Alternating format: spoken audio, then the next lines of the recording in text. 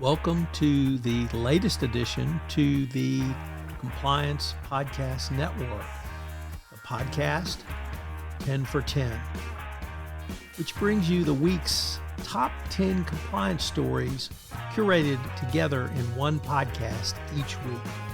Tom Fox, the voice of compliance, brings you the compliance professional stories you need to be aware of at the end of your busy week. Sit back and in 10 minutes, hear about the stories every compliance professional should be aware of. Every Saturday, 10 for 10 highlights the most important news, insights, and analysis for the compliance professional, all curated by the voice of compliance, Tom Fox. Get your weekly filling of compliance stories with 10 for 10. Hosted by Tom Fox. 10 for 10 is a production of the Compliance Podcast Network. Stories from the week ending July 29th. Yes, the end of July is here.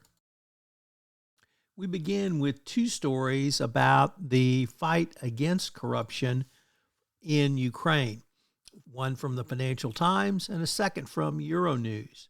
The fight against corruption in Ukraine will be critical to the rebuilding of the country after the end of the Russian war against Ukraine. And President Zelensky is leading this charge and has warned government officials and lawmakers that personal enrichment and betrayal will not be tolerated. He is focusing in on military at this point, but according to the EuroNews article, he is also, or rather, this is also a part of Ukraine's push to join the EU and NATO membership. Obviously, the war will have a large part to do with both of these, but the fight against corruption will be critical for an EU membership, as that is a cornerstone of how the EU views a country should run itself. Ukraine has received the lowest rankings of any European or close to European countries in the most recent TI or in recent TI CPIs, even lower than Hungary. So this entrenched corruption will be a key part of the fight against, joining both of these organizations. NATO may have a different focus, but in the long run, the EU membership will probably be the one that Kiev most wants. Next up, from the Associated Press, the SEC new rules around cyber disclosure have gone into effect, and this will really have a sea change, I think, around cyber disclosure, as companies now must disclose within 4 days after discovery of a material breach. Obviously, companies have done everything they can to hide their cybersecurity breaches in the past, and disclosure will certainly help the investing public going forward. So kudos to the SEC, Republican commissioners on the board, as you would have expected, are against any sort of public disclosure which might help investors, but the Democratic majority was able to push that through. 1MDB, yes, it's still hanging around. As reported by Bloomberg, a former bank chief testified against the country's former ex-prime minister, Najib Razak, in a trial linked to 1MDB. The former banker said she expressed concern on the rising debt at the state fund and had no knowledge, of course, that money was being siphoned off by the former PM, his wife, and, of course, J-Lo. So the 1MDB corruption still resonates and still is under not simply investigation, but justice is slowly turning in that case. It truly was one of the world's greatest scams and corruption scandals ever. Our next story is about Cognizant Technologies, and the trial of two former execs, the former president and former general counsel have both been indicted or scheduled for trial in October. This story comes to us from the Wall Street Journal Risk and Compliance Journal, and the individuals had tried to claim that the Department of Justice actually was the control the investigation, which led to the underlying self-reporting by Cognizant, and because of that, since no federal criminal procedural guidelines were followed, there should be some sort of sanctions or case dismissal. The court thoroughly investigated this. Kudos to the court for having a hearing on it, having full discovery on it, and the court concluded the Department of Justice did not direct this investigation, and it was done by Cognizant on Cognizant's behalf for Cognizant's own business reasons. So a very significant case in the FCPA world. Next up, another article from the Financial Times. The German company DWS is closing in on settlement over its greenwashing scandal.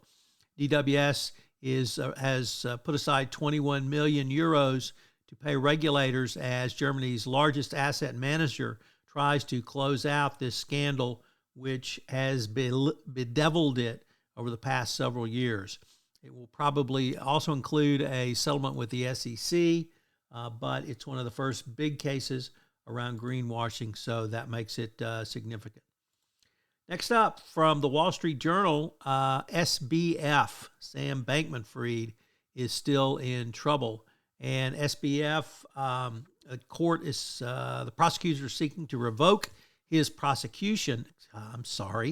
his bail and send him to jail because of his attempts to intimidate witnesses, influence juries through releases of personal, private, and other information that the court has held should not be released.